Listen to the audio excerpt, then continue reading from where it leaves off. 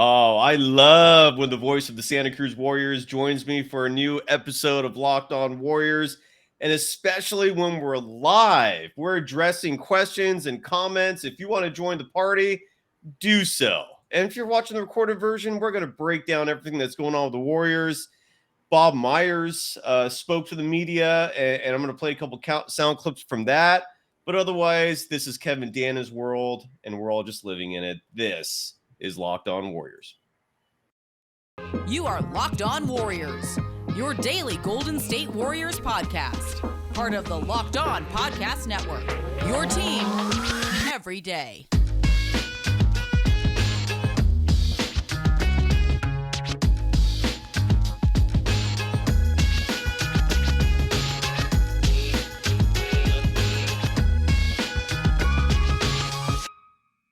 Thank you for making Locked On Warriors your first listen every day. We're free and available wherever you get podcasts. Today's episode is brought to you by LinkedIn. LinkedIn Jobs helps you find the qualified candidates you want to talk to faster. Post your job for free at linkedin.com/lockedonnba. You can follow Kevin Danna, the voice of the Santa Cruz Warriors, sometimes the Golden State Warriors, sometimes the Clippers. You're a man on a mission. That is to tell the truth when it comes to basketball. Clip City, what's going Chip on with City, the action. baby. What? Clip City, Chip City. Follow Kevin Danna on Twitter at Kevo408. You can follow me, Cyrus Saatsaz, on Twitter at DogSurfRocho. Kevin, Kylan Mills and I did a long two-part episode yesterday, kind of breaking down, in our opinion, what's going right and mostly wrong with the Golden State Warriors coming off that Monday performance where they barely beat the Kings. Look, Stephen Curry is a god when it comes to basketball. There's no doubt about that. All-time legend. If he wins a fifth title this year or at any point in his career, I think he's going on Mount Rushmore, man, in terms of all-time greatness. He's going to elevate to that true top tier of all-time greats. But the rest of the team has a buttload of question marks. What was your first reaction to that game Monday, and what do you think is going right and wrong with the Golden State Warriors? Yeah, my first reaction is, and I'm gonna borrow a poker term here since I'm a degenerate gambler, but like when you're breaking a losing streak, it's always a sweat, right? You remember back to last year when the Warriors weren't playing well. I can't remember how many in a row they had lost, but they had the Houston Rockets come to town, and it took a Steph Curry buzzer beater to beat the Houston Rockets. And that was kind of the first thing that like popped into my mind. And the Kings are much better than that Rockets team, by the way. Kings have been screwed a couple of times recently, and we could get into that. Yeah. Including against Golden State on Monday. But the first thing I thought of, it's never easy when you're trying to break a losing streak. I think Bob Myers said that in a recent interview, whether it was with 95.7 or Tim Kawakami, The Athletic. I can't remember the exact source, but he basically said the same thing. And that was what I was thinking. It's like, you know, it's not going to be easy, even though you think you should be better than the Sacramento Kings. The way you've been playing right now, it hasn't exactly been the case. So that stuck out to me. The other thing that stuck out to me is that, look, I know we've all seen Stephen Curry do this a million times, and that, yeah, the headline is the Warriors are still struggling. I almost felt like his performance got like glossed over a little bit, right? Like just because we've seen this a million times, it's like, oh, Steph had to bail out the Warriors against the Sacramento Kings, which yes, he did. But like still 47, 8-8 with no turnovers. Monty Poole pointed this out in an article. That's never been done before in NBA history. So like, I think at some level, yes, the Warriors have a litany of questions, but we do have to stop and marvel that Steph Curry, and I mean, the efficiency, what was he, 17 of 24 from the field? And like just absolutely took over down the stretch. Like, my word. And then, yes, what were the next thing that stood out to me? Yeah. How many times have we seen it this year? The Warriors starters, the best five-man or one of the best five-man starting lineups in the NBA, five-man lineups, period. They get out to a double-digit lead in the first quarter, and then, 3-4 minutes to go, make some subs, and then by the end of the first quarter, they're trailing. Like I feel like we've seen this countless times this year, and it's 11 games into the season, and they're going to continue to tinker with the rotation. And obviously, they haven't found the right rotation yet. They haven't found the right minutes for the players not named Steph Draymond, Klay, Looney, and Wiggins, and that's a work in progress. There's no other way around it. Absolutely, man. And I'm with you. On one hand, that Stephen Curry performance was one for the ages, dude. It's Monty Poole was right. The 0 turnovers to go with that amount of points, rebounds, and assists never attained. The 17 of 24, you're right. I think he went 7 for 12 from beyond the arc as well. Right. Yeah, his true shooting was just outrageous. Look, I broke down a lot of stuff in yesterday's show. I don't want to like beat a dead horse. I'll just what I did. I've done a lot of thinking. All right, I think maybe too much about the Warriors, but look, it's literally my job. It's one of my jobs, and I wouldn't be doing this effectively if I didn't obsess over this team and what they do. The Warriors, we've talked about this, right? What they essentially did this offseason is they traded Gary Payton II. They traded Otto Porter Jr. and they traded Nemanja Bjelica. And what they got back in return is Dante DiVincenzo, someone who we knew going in is injury prone. He's already missed, I think, six games since the injury. Right. You're 2-1 with him. I think he's played 3 games, I want to say. Yeah, so sounds right. And then Jermichael Green, who is pretty much has played himself out of the rotation. I'm sure we'll see him again, but fairly a disappointment, right? So far. And then that was it. And then you had the 3 youngsters in Kuminga, Moody, Wiseman, and that's who they were. I would assume is who they were counting on to step it up because you didn't really add anyone else, right? So your roster is, if you're not going to play these 3, your roster is really thin. And so that was your trade. And I guess Wiseman didn't play a minute last year. You got him back. So far, that's all looking like a good trade because on yesterday's show, I was breaking down the minutes from a lot of games last year. And what was a fairly consistent pattern is that Bjelica was getting 15 to 20 a night. Gary Payton II was getting 20 to 25 a night. Otto Porter Jr. was getting 15 to 20 a night. And then we even had Andre Iguodala playing important minutes, right? Before he had the injury in the second half of the season, at least in the early part, he was playing a lot. So this is a very different team. This is a night and day team from last year. Starting 5's the same, but the moment you go to the bench, a lot of important pieces are not there or they're just not the same. I mean, Iguodala, who knows what we're going to get from him this year. With this new team that they have, and again, Dante DiVincenzo is playing Friday. We know that for certain now, which is awesome. Do you think this is a world championship contending team? I know it's early to ask this, but does this repeat? What are your thoughts? What do you think, man?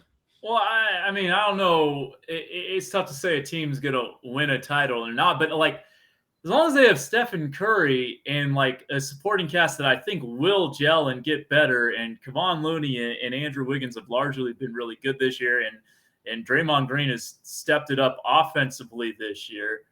I still think they have a chance, like no doubt about it. Like in my mind, I still think they have a chance. Whether they're going to do it or not, we'll see. But I'm not going to write them off after a bad 11-game stretch. They had a bad 20-game stretch last year. They were 6-14. The sky was falling. They ended up winning the title. So I'm not there yet to say this season is over or that they can't compete for an NBA title this year. I definitely think they can compete for a title. And I will say, I think everyone said on paper going into this year that like the top 11 for Golden State, this is like one of the deepest teams in the league. It hasn't played out that way. The bench has not performed up to snuff. There's no doubt about that. But like on paper, when we looked at this team, and it wasn't just me, I know a lot of people were saying, look how deep this team is. And so, yeah. The difference is that the depth they have this year is youth. And it's like, beyond what, GP2 and Bjelica and Porter brought them, which is definitely being missed. Like the Warriors fans gave Damian Lee a lot of grief last year, which I thought was unwarranted. Like he was a steadying presence, and so was Juan Toscano Anderson. Those guys, all right, maybe they're not going to be big in your NBA playoff, like in your playoff rotation, but night in, night out in an 82-game grind, like you need guys like that. And yeah, they got better deals elsewhere. And so look, you win a championship, you're going to lose players because they're going to get deals at other places. And so you salute those guys for getting those deals. And Damian Lee's already hit a game winner this year, which, by the way, he did 2 or 3 times with Golden State. Like, people forget. He was pretty clutch for Golden State in certain regular season games. And then Juan's just like kind of an all-defense kind of guy. And the hustle and energy, the bench energy that he brings and the bench energy that Damian Lee brings, like, I think that's being missed too. And look, it's a largely young group. And even Dante DiVincenzo, who's considered a vet, is he like 25 years old? Yeah. So like he's still like not a young pup, but he's not a vet in the game either necessarily. So it's a much younger team, and it's going to take a much younger team more time to gel for sure. Yeah, and Matt Brotherton, you're very welcome. Yeah, my obsession with the Warriors may not be healthy, but hopefully it translates to a decent product here. Yeah, and look, I mean, that you mentioned that slump that they were in last year. That was when they didn't have Draymond Green. You know, they don't have health issues now.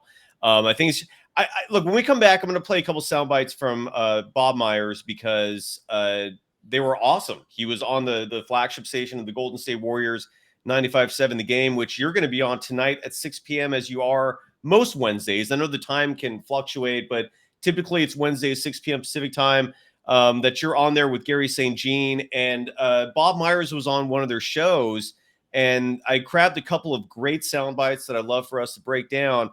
First, got to give some love to LinkedIn. When I got this overlay, I got to bust out here for the ad read. Where are you, LinkedIn? There you are. And more specifically, LinkedIn Jobs. These days, every new potential hire can feel like a high-stakes wager for your small business.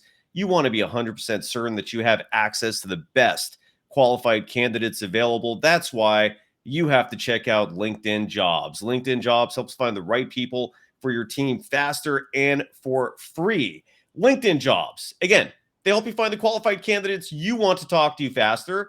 And folks, make sure you have that LinkedIn app downloaded if you're looking for work, because that is easily the place to go to find it. And if you're an employer, again, LinkedIn Jobs. That's linkedin.com/LockedOnNBA if you want to post your job for free.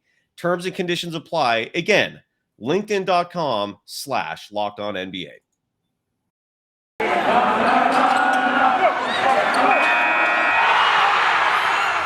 You are Locked On Warriors, your daily Golden State Warriors podcast.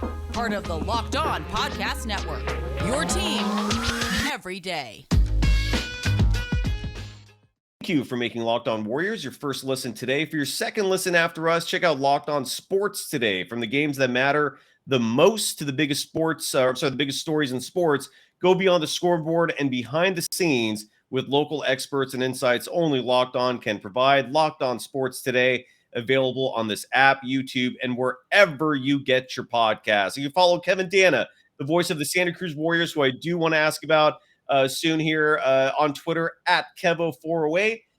Here's one of the 2 sound bites that I wanted to play. The first touches more so on, you know what? Actually, I can't remember now the subject matter of these 2. I know one of the sound bites was him talking about Kuminga and Wiseman not playing. The other one was about the bench. Well, let's just hear what this one has to say, and we'll find out. The vets help out the young guys a lot. I don't walk around our building and see vets rolling their eyes and pulling me aside and saying, "Yeah, I can't believe you're playing these guys." I really don't see that. Sure, they get frustrated with the young guys, just as vets get frustrated with any young guys on any team. I'm sure people were frustrated with our young guys that are now the vets at one point or another. But I do think they see them working. I asked Andre a week ago, who's been working a lot with Kuminga. I said, "You got to tell me. I know he's not playing, but how is he acting with you?" Because I thought that would have value for me, because Andre doesn't pull punches. And he said, "This kid's been great." So I worry more about Poole. I'm in my office down. I can look out on the practice court, and Poole came. We were closed today, and Poole came in. And so I see some things that gives me more confidence and optimism, and the listeners and fans don't see. Doesn't mean it always ends up being a good thing, but I have belief in these guys, Matt, but certainly, yeah, there's times in the game where the young guys aren't performing and the vets get frustrated, but not to the degree where it has tipped over any edge at this point. All right, so Myers is basically saying that there is no divide, contrary to what people may believe. What they're seeing on during the games and what they may be reading, that the veterans and the youngsters are united. Andre Iguodala loves what he's seeing from Kuminga. I don't understand why Kuminga and Wiseman are not playing. That remains the one point of contention I have. Your thoughts on Myers' comments right there and the overall divide between the veterans and the youngsters? Yeah, well, I mean, he kind of made it sound like there was no divide between the veterans and the youngsters from what I took from that. Yeah. I mean, I don't expect Bob to really say anything different. Not that he's lying. Like, I think he's like, telling the truth as he sees it. I mean, like, I guess like he's not going to say the world is on fire, I guess is what I was going to say. Bob Myers is a very kind of he's not a hot take reactionary kind of GM, right? He's more than willing to let things play out. And again, we're 12-13% of the way through the season. And I mean, I thought it was encouraging to hear that Iggy has been giving a thumbs up to Bob about Jonathan Kuminga. I definitely like to hear that. I never have a question with Jordan Poole's work ethic. This has been long kind of detailed within the program, the franchise. This isn't called franchises, not programs.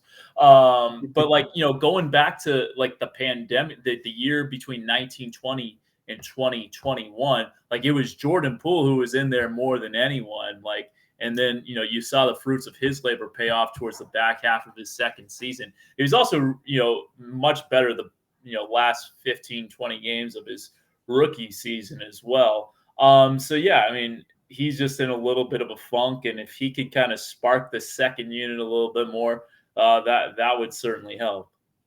Yeah. Myers kept saying in that interview that he felt like the team was, he used the word tight a lot. And that makes sense. You can see it. They're very tight. This second clip I found more interesting because he touched on the topic of possibly sending Kuminga and Wiseman down to Santa Cruz, where you're calling games. And I thought this was interesting. Here's Myers talking about Kuminga and Wiseman and the possibility of playing down in Santa Cruz. It's always an option. I know that in some people's minds, that's a huge thing to do. I guess I don't view it the same. If they go down there and do a couple games and come back or more, it's becoming more commonplace. They just need to play. Both of them need to play. If they're not getting the appropriate minutes with the NBA, that discussion will come up. If it makes sense, we'll talk to Jamma, we'll talk to Steve, we'll talk to the coaching staff and Kenny and find out if they think that's the best course. They're the ones working with these guys every day. I do know on a simple level, if you're young and you're not playing, it's hard to get better.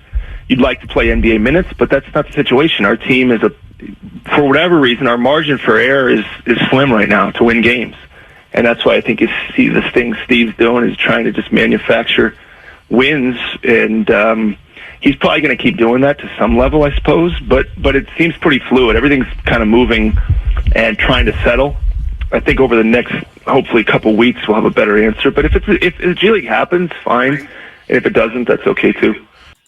Yeah, he doesn't seem sold on the idea of Kuminga and Wiseman going down to the G League. That's not exactly like the sound of a GM who's excited to have his two players get extensive minutes down there. He also said something that seems very obvious. Yet for some reason we're not seeing, which is that these guys need to play. Your thoughts on those comments? So I'm going to take a kind of a roundabout route to this. Okay. Because I think the biggest disservice that the Cleveland Cavaliers did Anthony Bennett is not assign him to the Canton Charge. Like this was 9 years ago now when he was the number one pick. Like he was visibly struggling in the NBA. And they should have just sent him to Canton to get his confidence up. Because Anthony Bennett might be remembered for being a bust. But damn it, that dude was a killer in Summer League.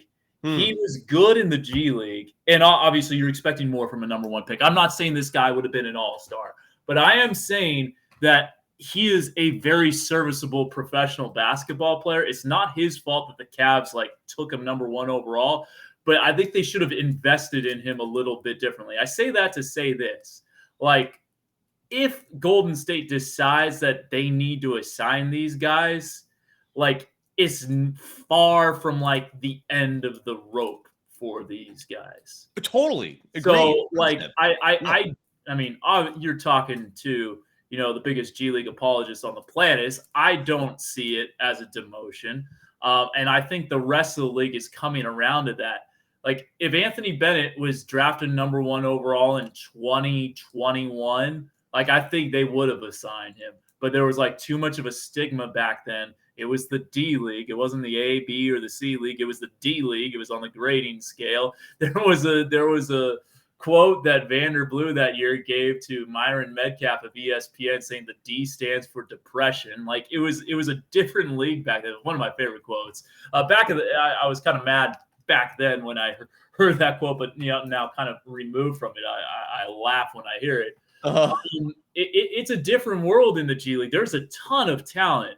The game that I broadcast earlier today featured 6 guys on NBA contracts right now between the two teams. And Santa Cruz didn't even have their two-way guys in Ty Jerome and Anthony Lamb. So, it's not NBA talent. You're not going to play Giannis Antetokounmpo, but you'll play Kostas Antetokounmpo. And Kostas is a pretty good player. He's won an NBA championship. So, yeah, I mean, if that is I'm not saying they should come down or not. Obviously, I want them down in Santa Cruz because I want to call Jonathan Kuminga and James Wiseman games. I want to see them at Kaiser Permanente Arena. That's selfish. From what they should do, I don't know what's best for them organizationally, but I do know that it wouldn't, to me, it's not a demotion. It's just another next step in their development. 100% agree. I'm absolutely with you. I was worried at the beginning of the year if sending them down to Santa Cruz would affect with them their psyches in terms of it being maybe a blow to their egos. That Wiseman, a former number 2 pick, going down to the G League, Kuminga, who started 3 playoff games last year, is now might view it as a demotion going to the G League. But at this point, they need reps, and I'm with you. If that's a call, great. I just want to see these kids play. It is driving me insane that they just get these DNPs or that they get 9 first half minutes and you don't see them again. It's that stuff's just wearing thin on me. I see a lot of people in the chat. I'm going to address all of that and so much more because I also want to get your perspective, Kevin, on how the Santa Cruz Warriors are doing. I mean, they've played some games now. The season's underway. Yeah. I'm curious to know if there's anyone on the roster there now who you think could kind of be set up and help this team, because the Warriors bench, it's a concern. It's a very serious concern. I want to pick your brain on that. First, got to give some love to a long-time sponsor of this program, and that's BetOnline. Kevin, I'm going to ask you this, man, because I know you don't bet on games, but you follow this sport as closely as anyone, and I can't remember the last time the Warriors were a home underdog. At least when they had a fully healthy roster. Maybe 2020, 2021, they had a few games there. But when they're fully healthy, I don't know. It might be 2013, 2014. I don't know. Maybe I'll try to do some research on that. The line is not out yet for Friday's game against the Cavaliers. Do you think the Warriors are going to be underdogs in that game? I think they'll be dogs. Oof. Yeah. Oof. Just Cleveland's gotten off to a roaring start this year. Yes, you have. So, yeah. Well, you can get all that action by going to betonline.net. And, of course, their main website if you want to actually place the bets. But betonline.net is your number one source for sports betting information, stats, news, and analysis. That line should be available tomorrow. You can get the latest odds and trends for every professional and amateur league out there. From football, the basketball, the soccer, and esports. Yes, you can even bet on the G League, folks. We've got it all at betonline.net. If you love sports podcasts, you can find them there as well. Bet Online. They're always the fastest and easiest way to get your betting fix. Head to the website today or use your mobile device to learn more. Bet Online. It's where the game starts.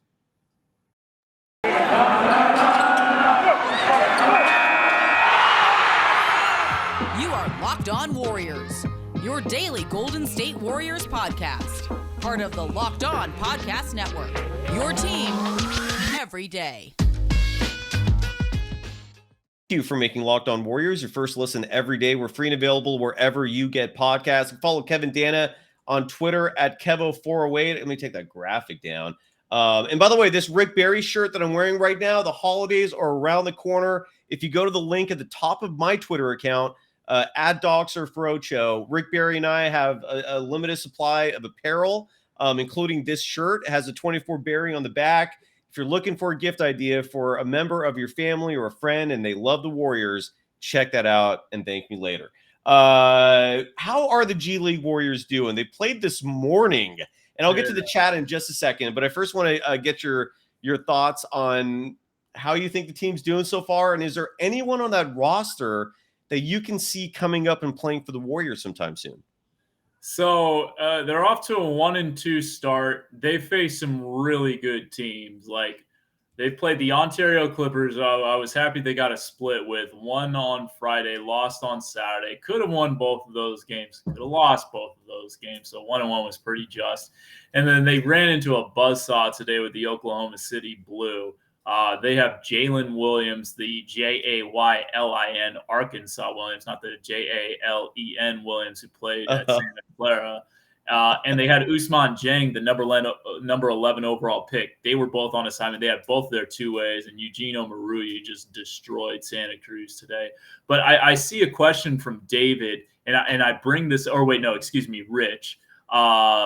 Rich says it's the top one. I want to see Rollins, Santos, and PBJ turn into a big three. Today was the first time all three players played together in a sanctioned game, because Rollins and PBJ missed summer league. Santos didn't go to training camp because he's on a G League contract because they're holding his draft rights. And so this was the first time today. Santos has looked pretty. He's gotten a little bit better with each game. Patrick Baldwin Jr. had a slow first half, but really kind of came on late, showed off that sweet stroke. And Rollins was aggressive, didn't play the second half. I don't know why, but he had like 9 points and 3 assists in the first half. Not super efficient, 3 of 11, but had a couple of moves. You're like, all right, yeah, this is an NBA player. So that was kind of the most intriguing thing about today is that all three draft picks played their first game together. But nice. All right, so to answer your question. Yeah. And I heard Rollins got an injury. That's what I read that somewhere. I don't know if that's true or not. But... Yeah, I mean, we couldn't tell. He was sitting behind the bench in the second half. I didn't see him get hurt, but maybe it was some tweak that he had. We're calling these games off a monitor, so we're not there. And we have zero context for what's going on besides seeing the actual players on the court. But what did I want to say? Oh, yeah. I think Pat Spencer is someone who could get called up. I like him. Really intriguing. His backstory being the number 1 pick in the lacrosse draft and deciding to play college basketball instead. Then he turned that into I think he was in Germany his first professional year. Then got on with the Capital City Go-Go, the Wizards G League affiliate last year, and was in contention for a 2-way spot this year. I think he's a guy who has call-up potential for sure. He's really fast. He's explosive. And he can finish around the basket pretty well. He gets after. He's a fiery dude. I like Pat Spencer a lot. I think he's got a chance. A guy who'd be interesting to see. I think Golden State fans would like him. And I'm not saying that he's going to be called up, but Travion Williams, who was in training camp, this guy pulled down 34 rebounds in his first 2 games this year, and he's just like a wizard with the basketball. He's turned it over a ton, but beyond the turnovers, he makes some really nice passes. He's got some sauce to his game. There's something about a passing big. So, and then David Tapia asked this question, which I was about to ask, that if the Warriors were going to play Pat Spencer or any of these players, would they have to take away the 2-way deal from Ty Jerome, or Anthony Lamb, or can they just be called up and fill that 15th spot? Like, how would that work? Yeah, it depends on the roster spot, right? Like, do they want him on a two-way? You can't have 3 two-way contracts, so then you'd have to take one of those guys off on a two-way. But I mean, you could keep all 3, like a called-up player, and then the 2 two-ways. But then that hurts against the luxury tax and all that. Like, they're trying to save a little money with keeping that 15th roster spot open. At some point, I think maybe that becomes a little more doable. You're just later on in the season. I think if I've read correctly. So like they don't necessarily need to waive one of the two-way contractees, which by the way, like it's like pretty good value they're getting out of their two ways. The rotation minutes that they're getting from both Ty Jerome and Anthony Lamb. Like it's, I mean, you see it on certain rosters where, they like teams like a Duncan Robinson was on a two-way contract. But like, and there are other examples, but like, getting rotation minutes from both two ways is not something you see all the time. David Tapia also asked this question, which is, I agree with. Look, this is one thing. Let me know if you agree or disagree with this assessment I have of the Warriors. Routinely, when I see them play this year, and I didn't feel this as much last year, I feel like they're often the smaller, less athletic team. Certainly the smaller team. And if Wiseman, for the sake of argument, gets a G League assignment, and he's down there in Santa Cruz, is JaMychal? I think JaMychal Green's like the only other big on your roster, right? I mean, is that? I do think that David. I do think he could play the stretch five. I've said that before, but is that what happens here? I mean, what are your thoughts on that, Kevin? Yeah, I mean, I would imagine so. You'd like JaMychal to make a few more threes, but I think he's rebounded really well for when he's been out there. So, I mean, just like the three wasn't there for him in Denver last year, but traditionally he's been a mid-30s three-point shooter. If he can get back to the mid-30s, like, he's hung around 36, 37%.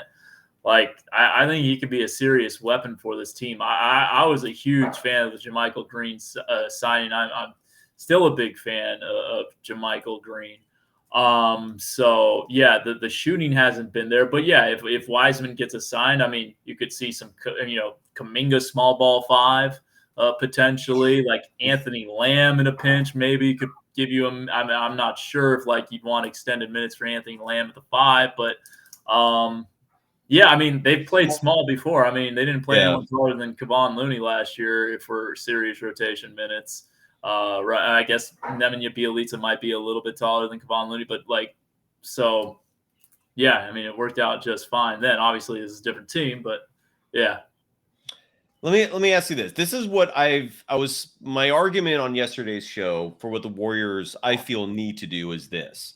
And I'm going to pull up this chat right here from Henry T saying, play Wiseman with the starters and let Looney help the second team. I think you need to go a step further than that. I think if the Warriors are going to integrate their youngsters and develop them in time for them to have a meaningful impact in the postseason. And Bob Myers alluded to that in that same interview. I didn't play that soundbite, but he said he sees of the three youngsters in Kuminga, Wiseman, and Moody that he thinks realistically you can get 1.5 out of the three players contributing. And it's weird he said 1.5, but that's what he said. That 1.5 of the three players could contribute meaningful minutes in the playoffs. I think the only way this is going to work is if you, and I hate to suggest this because I love Klay Thompson. I do think he's going to come back to form, and that's going to fix a lot of their problems as well because he's playing awful right now. But the lack of conditioning and just the lack of reps and getting in a routine is clearly a huge part of that. But I think you have to put both Klay and Looney on the bench, and you have a starting five that has Steph, Moody, Wiggins, Dre, and Wiseman. And then your second unit would then be Jordan Poole as your point guard. And this is one thing I said yesterday that I really don't want to see anymore, which is I don't want Jordan Poole and Ty Jerome playing together anymore. I think that's a recipe that just does not work. You're losing too much defense in your backcourt. Jordan Poole is not big enough to really handle the two guard position himself, just my opinion on it. And I just see Jordan Poole as a much more effective one. He's a phenomenal ball handler, and he's developing his game in terms of making those around him better. We've seen that pick and roll with him and Wiseman. Anyways, so I think your second unit needs to be Poole, Klay. This is where you bring Wiseman. I'm sorry, not Wiseman. Kuminga in. This is where Looney will come in with the second unit. And you're mixing veterans, and I'm forgetting a name in terms of a player, whether it's JaMychal Green, whether it's DiVincenzo, whoever you decide on for that fifth one. And that, to me, is the recipe for this team finding success, because you're integrating the young players with the veterans, but you're also having the veterans out there to help them out, right? If they struggle. You can't have this current model where you have this starting five that does all the work for you, and then the moment you go to the bench, they're just giving up all the work that you've accomplished to build the lead. They're just squandering everything. So I do think you might have to consider bringing Klay and Looney off the bench, or do some sort of iteration like that. Your thoughts on that, and whether or not my idea is crazy, or if there's actually some validity to it. My thoughts is I'm having a coughing fit right now. Yeah, I can tell, man. You're right, buddy. I tested negative yesterday, I promise. I mean, I'm not ready to make that move personally. Okay. I mean, the starting lineup is really good. Yes, you need more firepower off your bench. Ideally, that firepower comes in the form of your young guys. That's just me. Yeah. But the young guys aren't playing. That's the whole problem. Kerr clearly doesn't trust them. He clearly has a huge issue with them, and I heard that in the Myers cut, in that clip, that Bob Myers does not necessarily agree with what's going on right now. Look, maybe I'm reading too much into it, but Myers did allude to the fact that they have to play. And he didn't sound super excited about their playing time coming in the form of G League minutes. So if you're going to play them, it's not working to have those three out there together on the court with Jordan Poole and whoever your fifth guy is. Maybe Iguodala is the salve for all this, if there's still some gas in that tank. But I don't know. This bench is not working. I think that's obvious. I don't know, man. What do you think? You think it's too soon? Because if you keep doing the same thing you're doing now, aren't they just going to continue struggling? Like, do you really think if they just keep doing this same routine right now of giving Ty Jerome and Anthony Lamb minutes and going with the same starting five, don't you just see the same thing happening over and over, just losing, just having the league's worst defense? I don't know. What do you think? Well, I would just say, like, if Steve Kerr, you say Steve Kerr doesn't necessarily trust the young guys so much, right? So, if he doesn't have the trust, if he doesn't feel comfortable playing them big minutes, why would he feel comfortable starting them? Because this is the part that confuses me. He trusted them last year enough to play him. Not Wiseman, but certainly Kuminga and Moody. He started both of them in the playoffs. I'm still trying to wrap my head around, and I'm going to go to the arena at some point and try to ask him these questions, but I'm still wrapping my head around the fact that he trusted them last year and he doesn't trust them now. I don't know what happened this offseason. I don't know what's been happening in practice that has made Kerr suddenly afraid to play them. I mean, Kuminga started 3 games in that Grizzlies series. I think Moody started a game or two, in that Maverick series, if I'm not mistaken. I don't know what's going on there. I don't know what happened between then and now where trust has eroded, but it clearly has. And I just, if you're not going to play the youngsters, you're just going to keep getting this product we're getting now, I definitely think Moody and Kuminga are going to play more as the season goes on. Hope so. I mean, Steve Kerr said he's been playing the two-way guys over them because they have a little more experience than Moody and Kuminga. They're 4 or 5 years older than those guys. So that's the reason that Steve Kerr said that he's playing those guys right now to try to get them out of a rut. But I mean, I definitely think at some point, Ty Jerome and Anthony Lamb can only play 50 games because they're on two-way contracts. So eventually, Kuminga and Moody are going to be featured more. Good. I don't want more than 50 games. I'm honestly done with those guys. No offense. I hate that I sound like a hater on Ty Jerome. Ty's been pretty good for Golden State. All right, he wasn't great in the last game, but he was one of the few positives on that road trip. But they lost. They were 0-5 on that road trip. It wasn't his fault. But whose fault was it then? If it wasn't his fault, Well, it wasn't Ty Jerome's fault. He was like arguably, one of the 5 best players on that road trip for Golden State. Oh man, people can catch you in just over an hour on 95.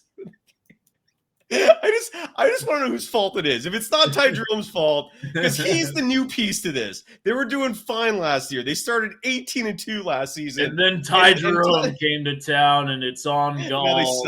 Now they suck. Free Ty Jerome. It's all Ty Jerome's. Free Ty Jerome. No, I know. I sound like a hater, man. I'm not blaming him. I think there are better players on this roster. That's all. That's it. But yeah, again, tune into the game in about a little over an hour. We're wrapping this up at 4:50 p.m. On a Wednesday. It's November 9th. I hope everyone voted out there, by the way. Yeah, so 6 p.m. Pacific time, you and Gary St. Jean, former GM for the Golden State Warriors, former coach for the Warriors too, I believe, right? What are you guys going to talk about tonight? What's on the docket? Let's see. Let me take a look at my outline, and I'll let you know. Talk about Steph Curry's performance, issues to correct. Got to give Wiggins his prop for the double-double. He played great, man. He played great. Yes. We're going to talk controversial finish to the game. Looked like Klay fouled Herter. We're going to take a look at some of the bench guys. We'll talk Poole, Kuminga, Wiseman, two ways. Dante coming back. We'll take a look ahead to Cleveland and Sacramento and give you an update on the Santa Cruz Warriors. And we're taking your calls all hour long at 888-957-9570. See, Kevin, Trey Underwood agrees with me. He 100% agrees with me that the starting lineup should be Steph, Moody, Wiggins, Draymond, and Wise. See, man, if Trey Underwood says it, I'm right, Kevin. There you go. Don't you understand that? Wrong. If Trey Underwood says you're right, you can't be wrong. And you and I have beaten this to speaking of beating a dead horse, David Tapia talks about Quindary Weatherspoon. We've talked about him plenty, man. He is missed. Has anyone signed him yet? Is he still just out there hanging out? He's chilling as far as I know. That's a bummer. By the way, I was laughing because I see Jacob Wright switch Poole to a two-way contract. Yeah, that's not going to happen. He's joking. He's joking.